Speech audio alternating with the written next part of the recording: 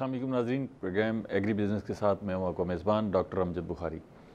नाज़रीन, सब्ज़ियाँ जो है वो हमारी खुराक का एक अहम और लाजमी जुज़ है। दुनिया भर में सब्ज़ियों को बहुत ज़्यादा खाया जाता है और ख़ास तौर पर हमारे यहाँ जिस तरह पकाया जाता है, हम तो बहुत ज़्यादा मिर्च मसाले डाल देते हैं और उसको बहुत जायकेदार बना के खाते हैं। दुनिया में बहुत ज़्यादा सब्ज़ियाँ जो है वो उबली हुई इस्तेमाल की जाती हैं और सैलड के तौर पर बहुत ज़्यादा इस्तेमाल की जाती हैं। लेकिन रुझान बहुत ज़्यादा है सब्ज़ियाँ खाने का, और हमारे यहाँ भी डॉक्टर्स आपको कहते हैं कि अगर आप किसी बीमारी में मुब्तला हो तो सादा ग़िज़ा खाएँ। सादा ग़िज़ा खाने का मतलब यही है कि सब्ज़ियाँ खाएँ और उसमें मिर्च मसाला कम इस्तेमाल करें। लेकिन हम क्या इतनी सब्ज़ियाँ खा रहे हैं जितनी हमारी जिस्म को ज़रूरत है? इन सब्ज़ियों में बहुत सारी विटामिन्स हैं, लहमियात हैं, आयरन है, पोटाशियम है, बहुत सारी चीज़ें हैं जो आपकी सेहत के लिए, आपके जिस्म के लिए बड़ा ज़रूरी भी हैं और अच्छी भी हैं। लेकिन सब्ज़ियों का इस्तेमाल हमारे यहाँ इतना नहीं है। उसकी वजह हमें जिस तरीके से मैं इसको असेस कर रहा हूँ कि अगर हम अपनी काश्त को देखें तो काश्त में सब्ज़ियों का जो शेयर है वो निस्बतन कम है।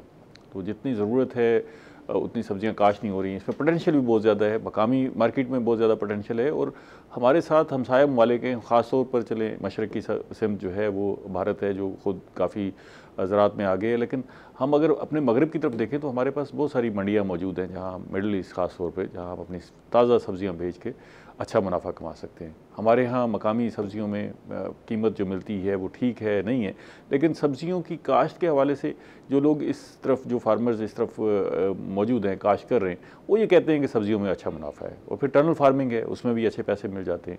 तो सब्ज़ियों में हम किस तरह आगे बढ़ सकते हैं? लेकिन आज हम सारी सब्ज़ियों की बजाय ख़ास तौर पे ज़िक्र करेंगे तूरी का।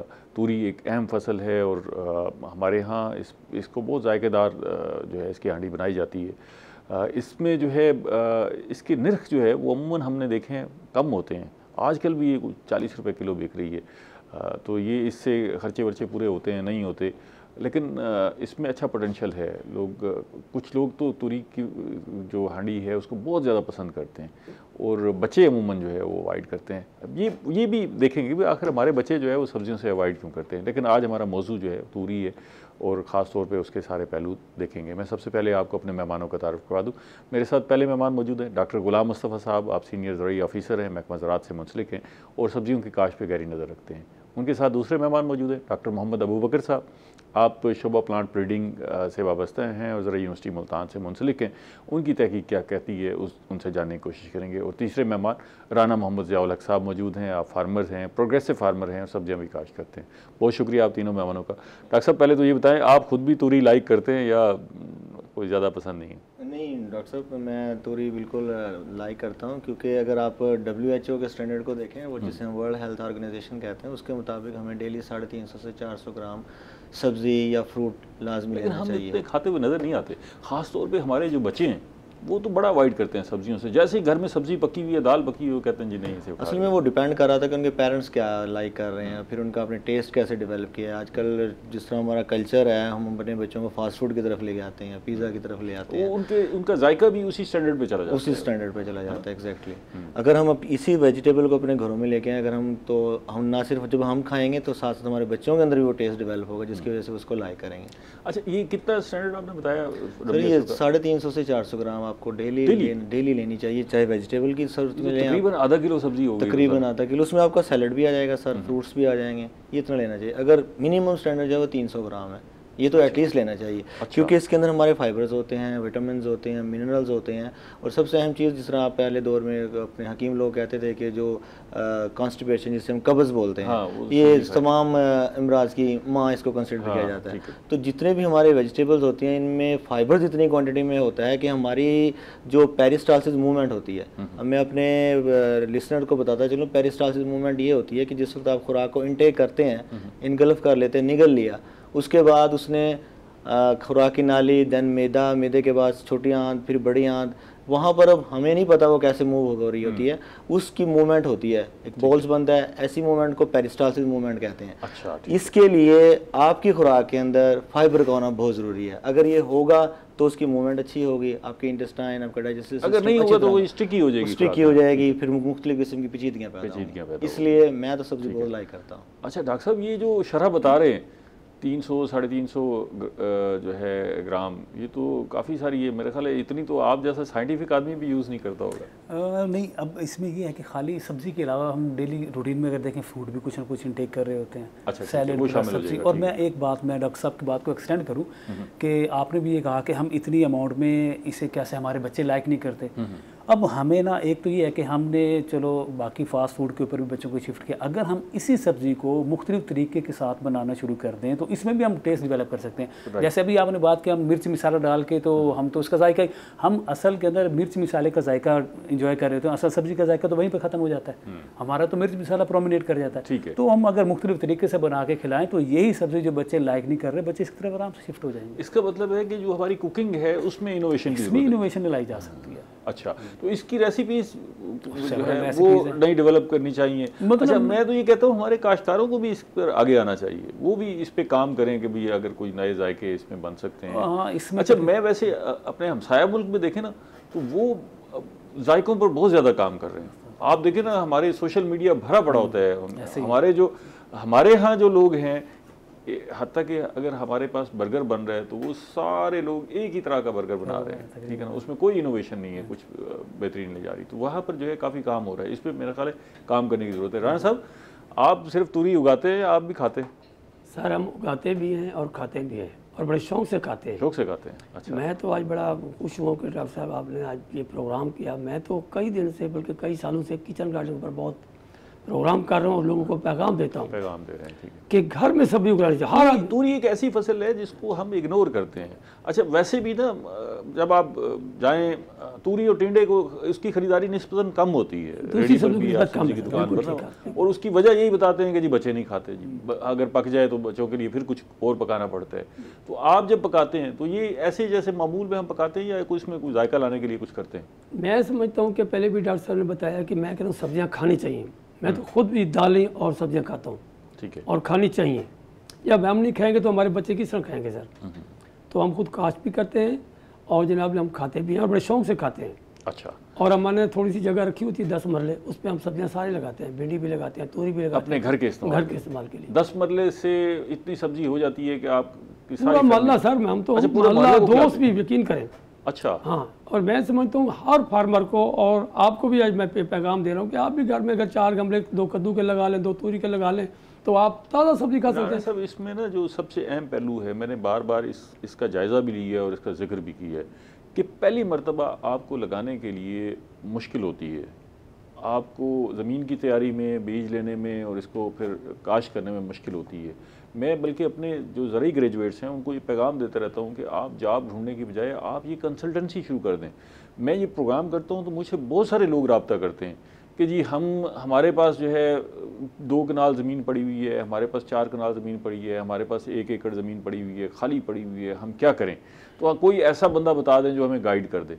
तो गाइडलाइन दस्तियाब नहीं है मार्केट में। गाइडलाइन वो पैसे देने के लिए भी तैयार होते हैं इसके लिए ना, कि भाई मेरे पास अगर 5 मरले पड़े हुए हैं, मैं चाहता हूँ कि यहाँ सब्जी उगा दी जाए। जिस तरह मैं माली रख सकता हूँ, इसी तरह मुझे वेजिटेबल उगाने के लिए कंसल्टेंट मौजूद होना चाहिए। एग्रीकल्चर ग्रेजुएट्स हैं, वो अपने आप को अपनी सर्विसेज बेचें ना, ऐसा है ना, हमारे फार्मर भी अपनी सर्विसेज बेच सकते हैं, लेकिन ऐसा हो नहीं रहा, हमें नहीं मिलेगा। डॉक्टर साहब इसकी ज़रूरत ही नहीं है। मेरा ये पैगाम है, मेरा नंबर आप सब लोगों को दे दें। जिसको कोई पौधा चाहिए, जिसको कोई सीड चाहिए, कोई मालूमात है, मैं देने के लिए 24 घंटे तैयार हूँ। कोई इतना इशू नहीं है। आप डब्बों में लगा सकते हैं, आप प्लास्टिक की बाल्टी में लगा सकते हैं, आप गमलों में लगा सकते हैं।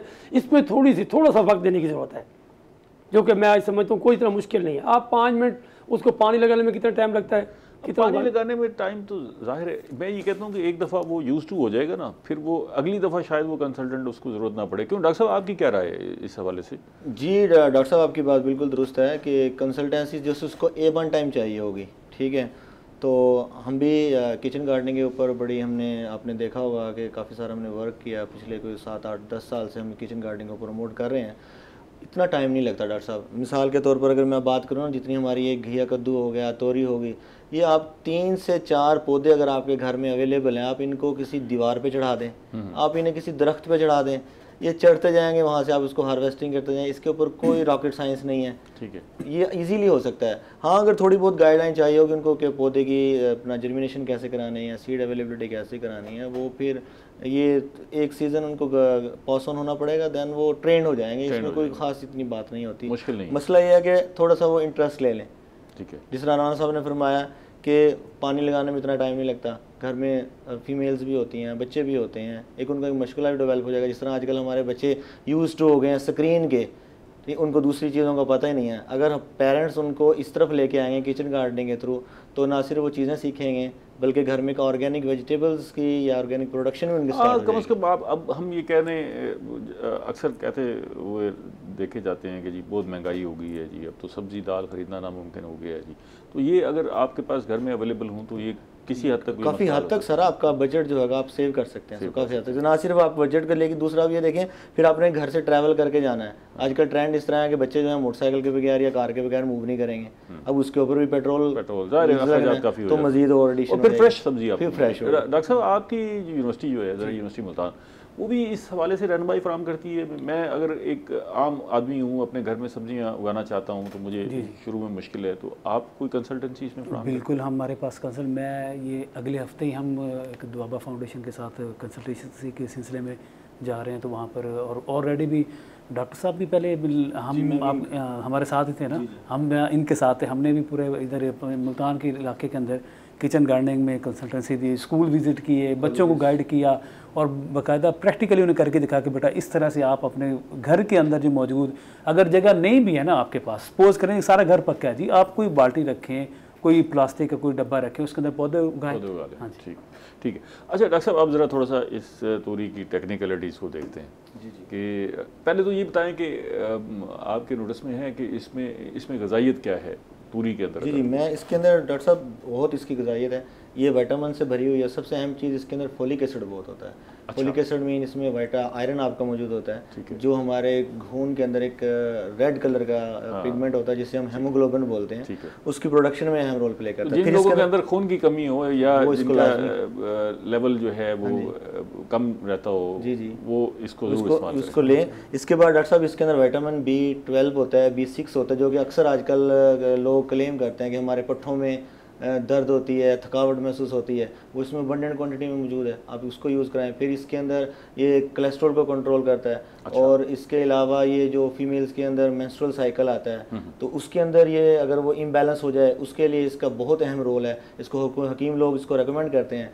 फिर ये आपकी जो IQ लेवल है इसको इन्हांस करता है, आपकी स्किन को फ्रेशनेस करता है, और सबसे बड़ी बात आपकी अगर मैदे जिगर में कुछ जिसको गर्मी बोलते हैं, उसके लिए बहुत फ़ायदेमंद है। एक वक्फा ले लें, फिर मज़ीद इस पर बात करते हैं। नाज़रीन हमारे साथ रहिएगा, तूरी की फसल पर बात कर रहे हैं। मिलते हैं एक छोटी सी ब्रेक के बाद।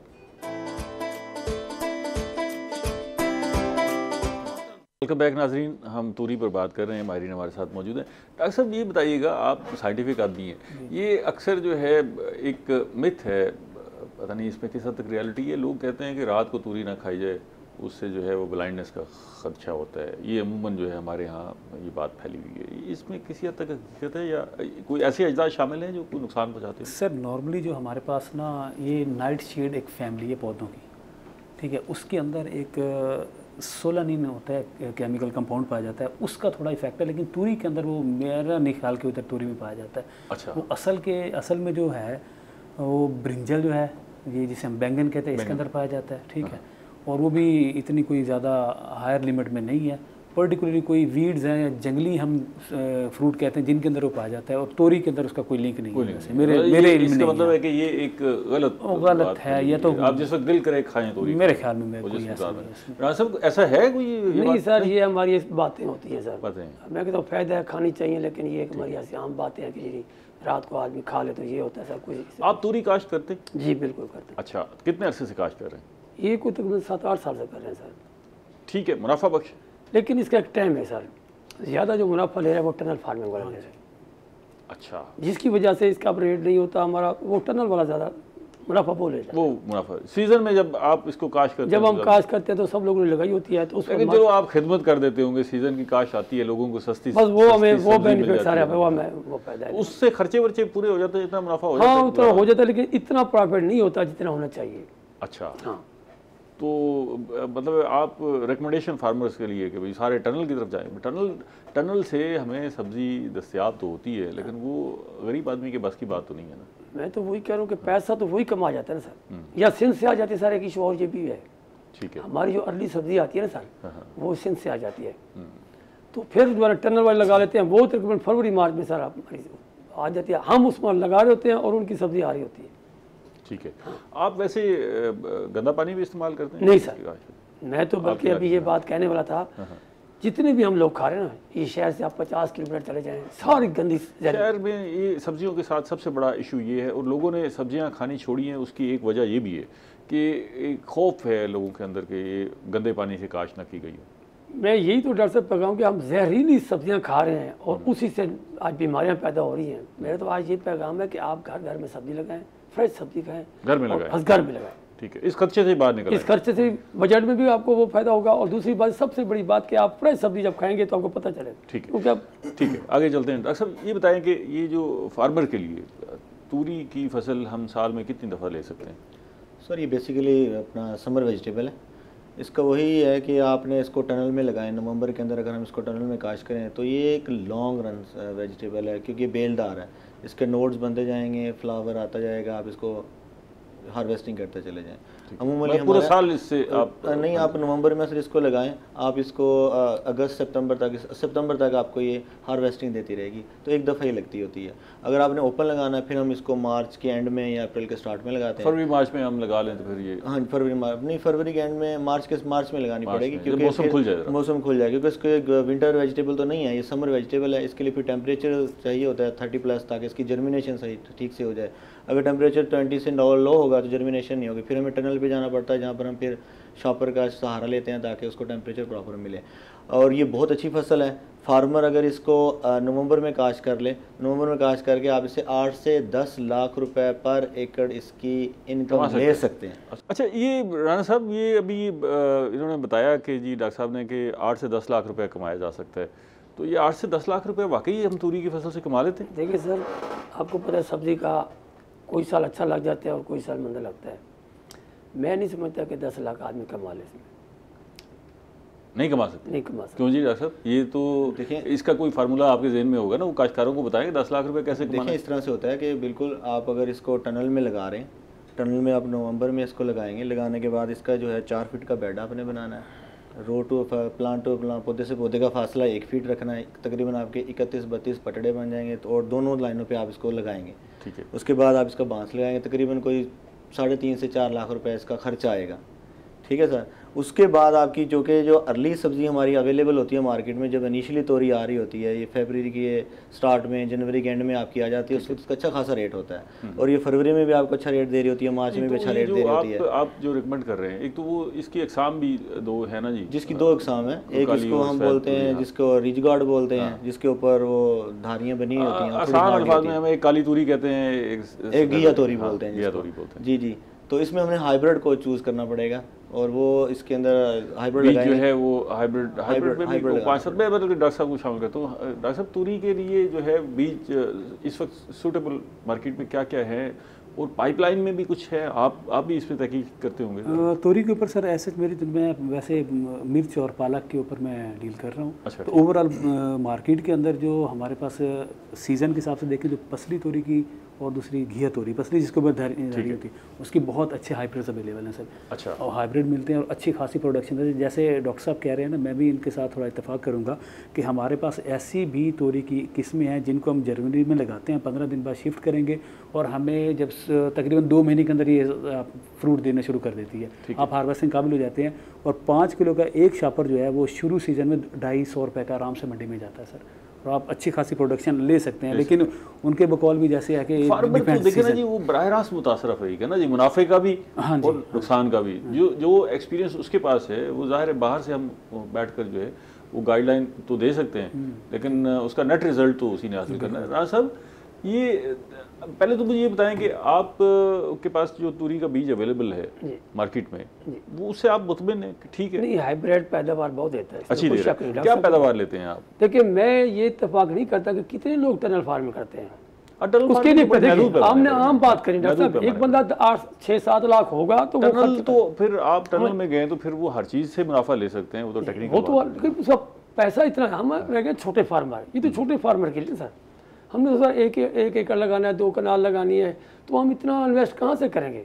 मैं इसलिए कह रहा हूँ कि उसमें इतना फ़ायदा नहीं है। टनल में तो पहले क्या है, टनल में बहुत फ़ायदा है, लेकिन वो कितने लोग करते हैं। वैसे मजबूरी तौर पर सब्जियों की जो कीमतें हैं जी, उनसे काश्तकार मुतमईन है कि इसकी कोई सपोर्ट प्राइस तो है नहीं, डॉक्टर साहब मार्केट तय करती है कि भाई इसकी कीमत क्या होनी चाहिए। मिसाल के तौर पर डॉक्टर साहब, मैंने इस साल टमाटर लगाया था, मिर्च भी लगाई थी, और दोनों में लॉस किए। लॉस की ये नहीं बात कर रहा हूँ आपको मैं, ये मैंने अपने खुद लगाई है। और टमाटर इतना उसने लॉस किया कि आप सोच सकते हैं। हम जब मंडी में ले जाते तो 10 रुपये केजी होता था, जब हम लेने जाते तो 30 रुपये 40 रुपये केजी होती है। 300 रुपये भी लेना पड़ता है, ठीक हो गया। फिर एक वक्त वो होता है जब हमारे पास खत्म हो जाता है, वही टमाटर हम 200 रुपये खरीद रहे। इसमें तो खैर देखिए ना, इसमें एक पहलू ये भी है कि हम अपनी फसलों को मैनेज नहीं कर पा रहे, वैल्यू एडिशन नहीं कर पा रहे, बाय प्रोडक्ट्स नहीं बना रहे। अब टमाटर को जो है 300 रुपये हम खरीदना, उसकी पेस्ट संभालना कोई मुश्किल काम नहीं है ना जी। अगर आप 10 रुपये की बजाय वही 20 रुपये, अगर फार्मर को भी चलो सपोर्ट मिल जाए, वही 20 रुपये में बिक रहा हो, तो आप उसकी पेस्ट भी संभाल सकते हैं और पूरा अरसा इस्तेमाल कर सकते हैं। कहीं एक सीजन सर रेट अगर अच्छा मिल जाता है, दूसरे साल फिर नहीं मिलता, फिर चांस है पता 3 साल। प्रॉब्लम यही होता है, एक सीजन जब अच्छा मिलता है तो फिर सारे लोग फिर हम उसका भागते हैं, तो फिर हमें रेट वो नहीं मिलता। ये भी इशू है। अच्छा डॉक्टर साहब ये बताएं कि ये तो चले खैर वाज़ेह है ना कि अगर आप टनल की तरफ जाएंगे तो अच्छा मार्जिन मिलेगा, अगर आप रिवायती काश्तकारी करेंगे, रिवायती फसल उगाएंगे तो उसमें ज़ाहिर है मार्जिन कम है। हर फसल के साथ यही सूरत हाल है, अगर आप थोड़ा सा आगे पीछे करेंगे। लेकिन रिवायती भी अगर कुछ मार्जिन है, मुनाफा मिल रहा है तो लोग ये काश कर रहे हैं ना, अदरवाइज तो ये काश करना छोड़ दें। ज़मीन की तैयारी के हवाले से इसमें हम मुझे ज़रा बताएं, काश्तकार भी समझने के लिए कि अगर कोई तूरी की फार्मिंग की तरफ आना चाहता है तो ज़मीन कैसी होनी चाहिए और उसके लिए कौन कौन सा इलाका मुनासिब है, हमारे इस खित्ते के लिए क्या ये सूट करती है ये फसल, और इसकी जब हमने इसको काश्त करना है टनल की तरफ नहीं, रवायती काश्तकारी की तरफ क्या है। जी डॉक्टर साहब, रवायती काश्त में ये है कि ज़मीन आपकी जो है ना, इसके लिए साल्ट इफेक्टेड ना हो, उसके अंदर जो पानी का निकास हो अच्छा हो, मेरा ज़मीन हो, और इसके अलावा ज़मीन जिस वक्त आप तैयार करें भुरभुरी अच्छी खासी हो, और फिर उसके बाद हम इसके अंदर बेड बनाएं, बेड बनाने के बाद फिर इसका चोपा लगाएं, चोपा लगाने के बाद हम इसको इरिगेशन स्टार्ट कर दें। ठीक है, तो इस तरह से आप इसकी तैयारी करें। मुनाफा होता है, लेकिन वही बात है कि ये डिपेंड कर रहा होता है कि आपका मार्केट में इसके प्राइस क्या है। अगर उसका रेट अच्छा मिल गया फार्मर को तो वही फसल उसके लिए फ़ायदेमंद होती है। अगर वो लोगों ने ज़्यादा लगा ली, डिमांड एंड सप्लाई डिपेंड कर रही, अगर आपने ज़्यादा लगा ली, मांग कम है, तो उसका मार्केट में रेट डाउन। कितने दिन निकाल जाती है फसल अगर इसको ज़रा थोड़ा सा महफूज किया जाए, फौरी ना बेचा जाए? कुछ चीज़ें ना बहुत ज़्यादा पेरिशेबल उनका ये वेजिटेबल आपकी इसको तोरी को नहीं आप संभाल सकते। इसकी जो शेल्फ लाइफ है ना वो बहुत कम है, नहीं संभाल सकते आप इसको। आपने इसको हार्वेस्ट करना है, हार्वेस्ट करने के बाद आप इसको मार्केट में पहुंचाना है। अगर आप इसको एक दिन के लिए भी रखेंगे, इस पर ब्लैकनिंग स्टार्ट हो जाएगी। इसके अंदर पीपीओ एक एंजाइम होता है कि फिर तो ये एक्सपोर्ट के लिए भी सूटेबल नहीं है। एक्सपोर्ट के लिए इतना सूटेबल ये नहीं है, लोकल मार्केट के लिए या डिस्टेंस मार्केट के लिए। हमारे जहाँ बराह रास्त परवाजें हैं, फ्लाइट्स हैं, वहाँ तो उन मंडियों तक तो पहुँचा सकते हैं अगर इसको थोड़ा सा मैनेज किया जाए। फिर वो डिपेंड कर रहा होगा सर कि इसके ऊपर खर्चाजात कितने हैं, आगे जिस कंट्री में आप इसको भेज रहे हैं वहाँ पर इसका रेट क्या है। हाँ, अब ये है कि मुल्तान में पैदा कर रहे हैं, आप इसको लाहौर तक एक्सेस दे सकते हैं, अब इसको फैसलाबाद पहुँचा सकते हैं। लेकिन बहुत ज़्यादा डिस्टेंस मार्केट पर अगर आके मैं अपने इसको बस पे लोड किया, लेकिन इसके लिए फिर प्रॉपर इसकी कूलिंग चेन मेंटेन करके आप इसको कराची तक डिस्कस करते हैं। इसकी मार्केटिंग को जरा थोड़ा सा देखते हैं कि आखिर मार्केटिंग को कैसे बेहतर किया जा सकता है।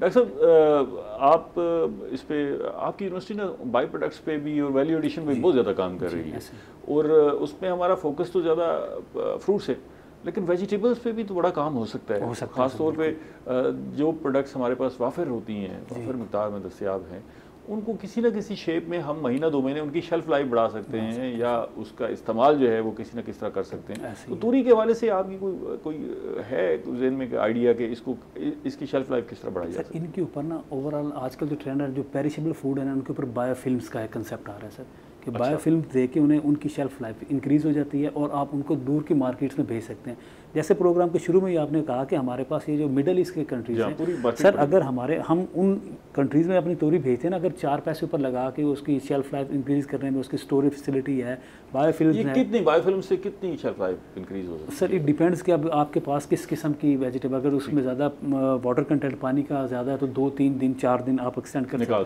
सकते हैं। अच्छा। और इस तरह से पॉसिबिलिटी है, क्योंकि वो मार्केट सर ऐसी हैं जो कि आपको ज़्यादा प्रॉफिट देती हैं। तो अगर आपके 4 पैसे लगते हैं ना, तो आप बहुत ज़्यादा ज़्यादा वहाँ से कमा भी सकते हैं। ठीक है, ये कोई लेकिन इसके लिए फार्मर तो बेचारा आगे नहीं आ सकता। फार्मर एक्सपोर्टर को जो है ना इस पे काम, वो पहले ही जो है ना वो डूबा हुआ है, Exactly, प्राइस नहीं मिल रही प्रॉपर, वो फिर इसको अगर वो तो रिस्क ले ही नहीं सकता कि मजीद इस पे पैसे लेकिन लगाए। सर हमारे मिडल ईस्ट के अंदर हमारा जो पड़ोसी मुल्क इंडिया है वो अच्छा खासा अपने सारा कुछ मार्केट अपनी चीज़ें उधर सेल करते हैं।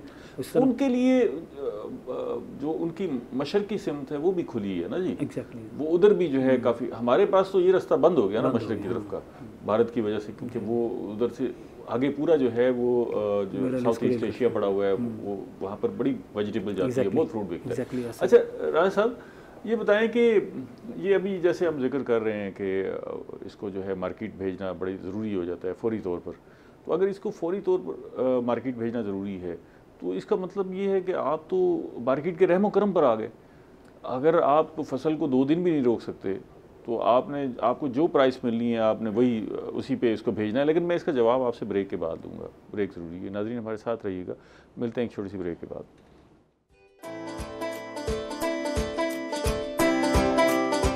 बैक नाज़रीन, हम बात कर रहे हैं तोरी पर और हमारे साथ एक्सपर्ट्स मौजूद हैं। राना साहब मैंने आपसे सवाल किया था कि आपके पास जो फसल है तैयार हो गई है और उसको आपको जो है वो हार्वेस्ट करना ज़रूरी है, और हार्वेस्ट कर लेते हैं तो फिर आप मुकम्मल तौर पर मार्केट के रहमो करम पर आ जाते हैं।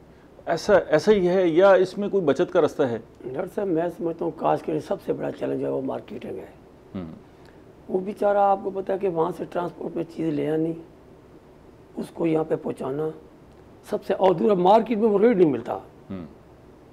उसके रहमो करम पर है ना मार्केट। वो अगर आपको कहते हैं ये 10 रुपए किलो के हिसाब से छोड़ जाएं, वो बेचारा क्या करे? वहाँ से चीज़ लेकर है, आपको पता है हर चीज़ महंगी हो गई है, ट्रांसपोर्टेशन का खर्चा बढ़ गया, वो अब क्या करे? वापस तो नहीं ले जा सकता। तो उसका जो भी रेट है वहाँ पे वो बेचारा जो भी दाम मिलते हैं वो बेच के वापस जाता है। सबसे इशू मैं समझता हूँ मार्केटिंग का। वैसे इसकी स्टोरेज भी होती है, तूरी की स्टोरेज नहीं सर, कोल्ड स्टोरेज में रखी जाती है। मेरे ख्याल है इसके आगे प्राइस भी इतने नहीं मिलने, इसलिए कोल्ड स्टोरेज में कैसे रखा जाए। अच्छा, तो फिर तो ये बड़ा मुश्किल है, बड़ा रिस्क लेने वाला काम है। अगर ये खास तौर पे इस किस्म की सब्जियां अगर आप उगाते हैं तो रिस्क तो है बड़ा इसमें। रिस्क तो सर सब सब्जियों में है, इसमें नहीं है, बाकी में भी है। अच्छा ये बताएं कि आप जैसे मैंने अभी डॉक्टर से पूछा था इसके बीजों के हवाले से, तो इसके जो बीज अवेलेबल है हाइब्रिड, आप उससे मुतमईन है? ठीक है, अच्छी काश्त है, उसकी पैदावार सर पैदावार ठीक है, बहुत पैदावार देती है। अच्छा, जितना उसमें आप मेहनत करेंगे, जितनी उसमें खादें डालेंगे, स्प्रे वगैरह करेंगे, तो पैदावार उसमें हाइब्रिड में है। ठीक है, इसके बीजों का कोई इशू नहीं? बीजों का कोई इशू, बीज अवेलेबल, क्योंकि मुल्तान भी बहुत बड़ी मार्केट है, लाहौर गुजरांवाला से कोई इशू नहीं है, क्योंकि इस टाइम पर हाइब्रिड का उसका रेट तो बहुत ज़्यादा है, उसमें तो कोई शक नहीं, लेकिन ये उसमें पोटेंशियल है सर। ठीक है, ये हाइब्रिड बीज सारे बाहर से आ रहे हैं या हम इसमें कुछ काम शाम कर रहे हैं कुछ अपनी तरफ? नहीं सर, कुछ कंपनीज कर रही हैं हमारी, लेकिन इंपोर्ट कर रही हैं या इस पे कुछ इंपोर्ट कर रही हैं, कुछ अपने बना भी रही हैं। तो ये ज़्यादा इंपोर्ट ही कर रहे हैं हम सीड्स का, वेजिटेबल का सीड को।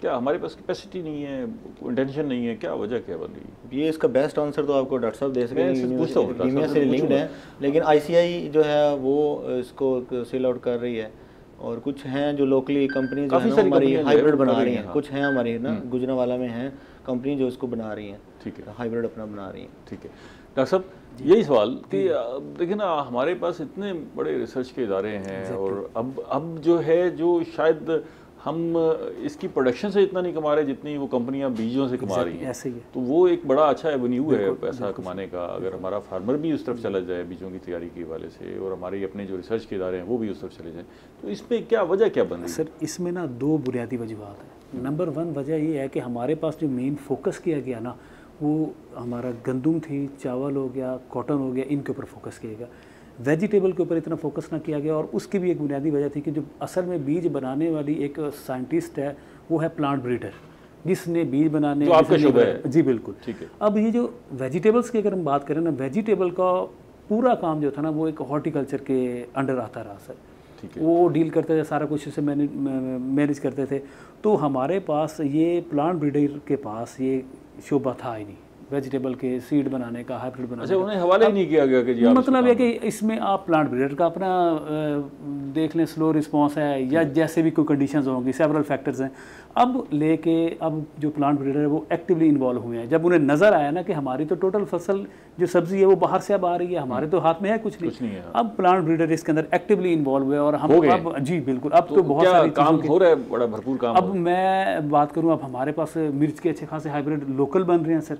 उसके अलावा टमाटर के अच्छे खासे बहुत हाई प्रोडक्शन वाले हाइब्रिड हैं सर, जो अवेलेबल है। प्राइस कम हुई है मार्केट में, क्यों जी रहा है सब? ये अगर लोकल बन रहे हैं, अब मिर्च का और टमाटर का बीज तो सस्ता मिलना चाहिए हाइब्रिड का। डॉक्टर साहब बदकिस्मती से मेरा इसमें मैं इत्तेफाक नहीं करते। देखिए हाइब्रिड दुनिया बाहर आ रहे हैं, हमारी यूनिवर्सिटी हमारी सबसे क्या किया है, मुझे कोई एक चीज़ का बताएं कि अभी शायद ये मार्केट नहीं कर पाए होंगे। नहीं सर, अभी ये जो हम कह लेना कि हमारी जो अपनी लोकल ये हाइब्रिड्स बन रहे हैं, ये कोई बहुत पुराने अरसे से नहीं कर रहे। ठीक है, ये अभी रिसेंटली हुआ है और अभी बहुत अच्छे हाइब्रिड हैं। अयूब एग्रीकल्चर के बहुत ही ज़बरदस्त किस्म के टमाटो के हाइब्रिड्स हैं। अच्छा डॉक्टर साहब, ये जो है कि भाई इतना महंगा बीज है, आप अभी पाइपलाइन में लेके बैठे हुए हैं, काश्तकार का तो इस्तेसाल हो रहा है, क्यों जी साहब? बीज कितने का, कोई अगर छोटा छोटा पैकेट आपको लेना पड़ेगा? कम अज कम 4-5 हज़ार की 10 ग्राम की मैंने बात की आपको, किलो की बात नहीं की, 10 ग्राम का हम जो 10 ग्राम जो हम 5,000-4,000 से ऊपर वो हमारे 10 पत्ते 8 पत्ते लगते हैं एकड़ में। तो हमें 6,000 8,000 मुख्तलिफ कंपनी है, ये कोई जापान। असल पैसे तो डॉक्टर साहब यही है जो कमाने वाले, बीज के पैसे हैं वो हम उठा के बाहर की कंपनियों को दे रहे हैं या बाहर के मुल्कों को दे रहे हैं। हम इस पे काम नहीं करते। इतने हमारे साइंसदान बैठे हैं कि मैं कहता हूं इतनी यूनिवर्सिटी है, इतने रिसर्चर क्या ये डॉक्टर साहब सारा मुल्क जो है ना, अब हमारे जो इदारे हैं तहकीक के, उनकी तरफ देख रहे हैं। बिल्कुल ऐसा ही है सर, दुनिया इस वक्त जो है अपनी तहकीक को बेच रही है ना। मैं आपको सर इसमें एक कुछ बात कन्वे करता हूँ। हमारे पास अब हम कहीं से गंदम की वैरायटीज़ लेते हैं, हमारी लोकल है ना सर, कॉटन हमारी लोकल है ना, मेन चल रही है, ठीक है, राइस हमारा लोकल है और बहुत अच्छी यील्ड दे रहा है। अब इशू यही है कि हमारे पास इन जो मेजर क्रॉप है ना, इनके ऊपर सारी तवज्जो दी गई सर, ठीक है। और जो शोबा जिसने तवज्जो दी और इसको लीड किया प्लांट ब्रीडिंग एंड जेनेटिक्स का था। अब हमारे पास वेजिटेबल्स के शोबे के अंदर प्लांट ब्रीडर की एंट्री बहुत लेट है सर, ब्रीडिंग की जो प्लांट ब्रीडर से उन्होंने रिसेंटली एंट्री की, अब वो इसकी तरफ फोकस दे रहे हैं और इंशाल्लाह मुस्तकबिल करीब के अंदर हमें अपनी इन वेजिटेबल्स के अंदर भी लोकल हाइब्रिड सारे बीज फराहम करेंगे वेजिटेबल्स इंशाल्लाह जी। हमारे पास, मैं तो ये कह सकता हूँ कि हमारे पास ओवरऑल बाकी मुख्तलिफ इदारों में हम देखें तो प्लांट ब्रीडर अब एक्टिव हुए। अब ये नार्क ने बनाया है जीवन गाले का बीज तो अच्छा है ना जी, मतलब देखें ना उसकी प्रोडक्शन भी बड़ी डिफरेंट लेवल की है। चले मार्केट की जो भी सूरत हाल है, लेकिन वो बीज तो फराम किया है उन्होंने। बिल्कुल ऐसे ही है। अब ये देखिए आप कोशिश करें, इसी में ये देखें कि प्लांट ब्रीडिंग वाले लोग थे इन्वॉल्व हुए और आपको एक प्रोडक्ट नज़र आ रहा है। और इस तरह इंशाल्लाह with the passage of time आपको वेजिटेबल्स के अंदर भी हम इंशाल्लाह खुद कफील होंगे, हमारा अपना सीड होगा जो कि अच्छी प्रोडक्शन देगा। ठीक है राना साहब, पैसे कम हो जाएंगे? नहीं सर, मैं कैसे मान सकता हूँ कि देखिए जी, आप चावल की बात की अभी डॉक्टर साहब ने, आपके पता चावल का कोई कौन सी वैरायटी आपने यार मुझे बताएं? चावल वैरायटी वेजिटेबल की तो बात नहीं करते, वो कहते हैं थोड़ा सा इंतजार करें, कहते हैं कि अब काम शुरू अब हुआ। डॉक्टर साहब आपसे कई प्रोग्राम हुए और उन्होंने कहा जी पाइपलाइन, ये पाइपलाइन कितनी 10 साल चलेगी, 20 साल बीजों की तो पाइपलाइन ऐसे ही होगी ना जी। असल में हम दुनिया के साथ जो दौड़ थी उसमें बड़ा पीछे रह गए हैं और ये इदराक अब हो रहा है सबको ना कि जी हमें जो जिस अंदाज से इस वक्त, जैसे मैं कह रहा हूँ कि दुनिया आगे क्यों जा रही है, वो अपनी तहकीक की बुनियाद पे आगे जा रही है ना। वो जहाँ पहुँच जाते हैं हम वहाँ से जिस चीज़ को ऑब्सोलीट करते हैं हम वहाँ से शुरू करते हैं। ज़ाहिर है अब फिर नए अंदाज से और ज़्यादा मेहनत करनी पड़ेगी। जी जी, मैं एक बात को एक्सटेंड करूँगा। मेरे ख्याल में जो राइस की बात सर आप कर रहे हैं, तो पाकिस्तान के अंदर जितना भी राइस है उसमें कोई ऐसा ही वैरायटी नहीं है जो कि बाहर से आ रही है। मेरे ख्याल में अगर कोई वैरायटी है। 11 किस कहाँ की है? कौन सी? डॉक्टर साहब मेरी मदद के साथ आपके पास एक राइस वैरायटी है 11 की कायनात। चलें हम डी ट्रैक हो जाएंगे। असल में हम तूरी की बात कर रहे थे, ज़्यादा चावल की वैरायटियाँ अच्छी हैं, कुछ बना रहे हैं। ज़ाहिर है अगर हमारे चावल दुनिया में पसंद किया जाता है, अच्छा बिक रहा है, तो कोई ना कोई वजह है ना जी। उसमें बहुत सारे इदारों की भी मेहनत और काबिश शामिल है। थोड़ी सी इसकी डॉक्टर साहब तूरी की मार्केटिंग पे बात कर लेते हैं क्योंकि ये इंपॉर्टेंट फैक्टर है। अभी हम एक प्रोड्यूस ले लेते हैं और फिर उस पैदावार को मार्केट में भेजते हैं, तो हमारा जहाँ बाकी लेकोनाज हैं वहाँ एक ख़राबी और ख़ामी ये भी है कि हम अपनी चीज़ को प्रॉपर अंदाज से मार्केट नहीं कर पा सकते। मतलब हमने हार्वेस्ट करने का तरीक़ाकार नहीं बदला, फिर उसकी पैकिंग का तरीक़ाकार नहीं बदला, फिर उसकी हैंडलिंग जो है उसका तरीक़ाकार वही रिवायती है, मंडी में पहुंचाने का तरीक़ाकार वही रिवायती है, वही बोरियों में भर के वही पानी का तरोका लगा के और फिर बोरियां एक दूसरे को। हालांकि जब हम दुनिया में देखते हैं तो वो अब टोकरियाँ इस्तेमाल कर रहे हैं और एक दूसरे के ऊपर दबाव नहीं दे रहे। तो इसमें तूरी में भी कोई मार्केटिंग के पहलू है जिसको हम ठीक करके अपनी बेहतर जो है कीमत हासिल कर सकते हैं? जी सर, इसके अंदर बेसिकली हम इसको बोलते हैं हॉर्टिकल्चर के अंदर ना कि एक वैल्यू चेन आपकी फार्म लैंड से लेके एट द एंड ऑफ जो कंज्यूमर है वहाँ तक चल रही होती है, हमने इसको कैसे मेंटेन करना है। अब एक्चुअली तो एंड प्रोडक्ट जो हमारी जा रही है तो कंज्यूमर के पास है ना, उसको क्वालिटी कैसे अच्छी करनी है। सही था, लेकिन अब ट्रेंड चेंज हो गया। पहले हम पल्लियों में बांध के एक एक मन के लेके जाते थे, अब थोड़ा सा सिनेरियो चेंज हो गया। अब टोकरियों से भी कम बात नीचे आ गई है, अब लोग शापर बनाते हैं 5 kg के। हाँ ये बात दुरुस्त है, जो ट्रांसपोर्टेशन कर रहे हैं तो शापर के ऊपर शापर के ऊपर शापर चढ़ा हुआ मनों के हिसाब से एक दूसरे के ऊपर। हाँ जी, और फिर दूसरा आखिर वो जो वेजिटेबल है आपकी वो एक लिविंग है, लिविंग कमोडिटी है, उसने रेस्पिरेशन भी करनी है, उसने सांस लेना है। अच्छा, वैसे भी आपने शापर में जब बंद कर दिया तो एयर टाइट कर दिया उसको। एयर टाइट, इसी तरफ ही मैं आपको लेके आ रहा हूँ। अब आपके जहन में बात आ गई, तो जिस वक्त आप उसको एयर टाइट कर देंगे वो रेस्पिरेशन ही नहीं कर पाएगा, अल्टीमेटली उसकी क्वालिटी डिटेरियोरेट होगी। अब मैं देख रहा हूँ कि बाजार में तूरी जब बिक रही है तो वो शापरों में बिक रही है, ऐसे ही, ठीक है ना, टाइट किया हुआ पूरा शापर जो है 2.5 किलो शापर जाता है। वो आज उसने उसको बांधा है शाम को या दोपहर को उसने हार्वेस्टिंग की है, वो शाम को मंडी में जाएगा, उसकी सुबह बोली लगेगी, देन उसको जो रेडी वाला है या दुकानदार है उसको फिर ले गया अगले ऑल टाइम वो शापर के अंदर पड़ा हुआ है, शॉपर के अंदर जा रहा है। शापर के अंदर जो है सब्जी को इस तरह पैक कर देना, ये कितना हार्मफुल है या बेनिफिशियल है? सर इसमें बेसिकली ये है कि जब आपकी सब्जी शापर के अंदर पैक होगी ना, उसमें रेस्पायर करना है, सांस लेना, जैसे उसके अंदर ह्यूमिडिटी बढ़ेगी, और अगर टेम्परेचर हाई होगा ना तो वो विद इन 1 डे सब्जी अपना कलर ख़राब कर जाएगी। अच्छा। और उसकी जो फिजिकल अपीयरेंस है वो बिल्कुल ही फिजिकल अपीयरेंस ज़ाहिर है ख़राब होगी तो अंदर टेस्ट भी फ़र्क आ जाएगा, डेफिनेटली कीमत भी वो सही मिलेगी। राना साहब, आप ये जो तूरी काश्त करते हैं इसको फिर मंडी भेजने का आप क्या तरीकाकार अडॉप्ट करते हैं? किस तरह आप हार्वेस्ट किस तरह करते हैं और फिर इसको हैंडलिंग कैसे करते हैं मंडी तक भेजने की? डॉक्टर साहब, सबसे जो ज़्यादा फायदा है ना वो टनल फार्म है, जो मतलब वो तो हो गया, लेकिन रिवायती दरियाई बेल्ट में ज़्यादातर हमारी जो सब्जी लगती है वो दरियाई बेल्ट में लगती है। ठीक है। हमारा जो छोटा फार्मर है बेचारा, 1 एकड़ वाला, मैंने पहले बताया 2 कनाल 1 एकड़ वाला, वो बेचारा वहाँ से जनाब थोड़े पैमाने पे 2 मन 3 मन, वहाँ से उसके लिए बड़े मसले हैं। उसको पूरी गाड़ी तो वो नहीं ले सकता, उसका खर्चा बहुत ज़्यादा है, वो बेचारा धक्के खाते खाते शाम तक पहुँचता है, तो उसके लिए बहुत बड़ा मसला है, क्योंकि वो ज़्यादा तो लगा नहीं सकता, 1 किलो लगा लिया ज़्यादा से ज़्यादा, ये होता है उसके लिए सर बहुत ज़्यादा। ये सब्जियां मौके पर खरीदने के लिए आड़ती आते हैं? अगर ज़्यादा पैमाने पे हो तो फिर अगर ट्रकों के साथ कराची भेजनी है, पेशावर भेजनी है, आपने इस्लामाबाद भेजना है, तो फिर तो वो आ जाते हैं। जैसे हमारी गंदम उतरती है या कपास के लिए आड़ती मौके पर आ जाते हैं कि जी यही बस ये भेज दें जी, हम उठा लेंगे, हैंडलिंग खुद कर लेंगे। सब्जियों के लिए ऐसा नहीं, सब्जी को इतना अगर ये निज़ाम हो तो उससे फ़ायदा तो हो सकता है। चाहे आपके पास जो है वो 4 मन भी पड़ी हुई है, तो 4 मन आपके पास मौके पर बिक जाए तो आप मंडी जाने से बच जाएंगे और वहाँ पर जो ब्लैकमेलिंग का निज़ाम है उससे बच जाएंगे। तो आपकी ख्वाहिश ये होगी कि ऐसा कोई निज़ाम मौजूद हो। हम तो कहते हैं जी अच्छा निज़ाम हो ताकि ट्रांसपोर्टर का मार्केटिंग का अच्छा हो जाए तो काश्तकार को बहुत फ़ायदा है सर। ठीक है, ये मार्केटिंग के हवाले से आपकी सजेशन क्या है? हम इसको किस तरह बेहतर कर सकते हैं, ये जिस वैल्यू चेन की आप बात कर रहे हैं? मार्केटिंग के लिए यही है सर कि आप, एक तो ये है कि जिस तरह आपने फरमाया कि अगर हमारा परचेज़र ही फार्मर के पास आ जाए, उसका तरीकाकार है कि विलेज लेवल के ऊपर कोई इस तरह के पॉइंट्स बन जाए हमारे पास, जहाँ पर आकर वो फार्मर मुख्तलिफ जो भी प्रोडक्ट प्रोड्यूस कर रहा है फार्मर, उसके वहाँ पर आकर ले ले। तो ये रास्ता है, जैसे हमने छोटी छोटी मंडियाँ बनाई हैं, बजाय इसके कि एक ही मंडी में जाके लोग इस्तेसाल का शिकार हों, शहर के सारे कॉर्नर्स पे मंडियाँ हों, छोटी छोटी मंडियाँ हों। अब वैसे अब इसका रुझान प्राइवेट सेक्टर में भी आता जा रहा है कि वो दुकानों की बजाय छोटी छोटी मंडियाँ बना रहे हैं और वहाँ पर आके वो जो थोड़ी मिकदार में सब्ज़ी मौजूद है वो भी आके बिक जाती है। ज़ाहिर है एक तरफ अगर 100 मन का फार्मर आया हुआ है, एक तरफ 2 मन का, तो वो तो 2 मन वाला तो बेचारा पिस जाएगा, वो कहेगा भाई इसी के अंदर। आप तीनों मेहमानों का बेहद शुक्रिया। प्रोग्राम का वक्त ख़त्म हो गया है, हमने बात की तूरी पर। नाज़रीन, तूरी के हवाले से हमने तफसीली बात की है। इस फसल में अगर आप इसकी काश्त की तरफ आते हैं तो पोटेंशियल मौजूद है, आप अच्छे अंदाज से फार्मिंग करके, प्रोग्रेसिव अंदाज से फार्मिंग करके अच्छा पैसा कमा सकते हैं। जहाँ तक आम शहरियों की बात है, वो सब्ज़ियों के खाने की मिकदार को बढ़ाएं, बच्चों में भी ये रुझान पैदा करें। इन सब्जियों में बड़ी तवानाई है और आपके जिस्म की सारी ज़रूरियात पूरी करते हैं। अगले प्रोग्राम तक इजाज़त दीजिए। अल्लाह ने के बाद।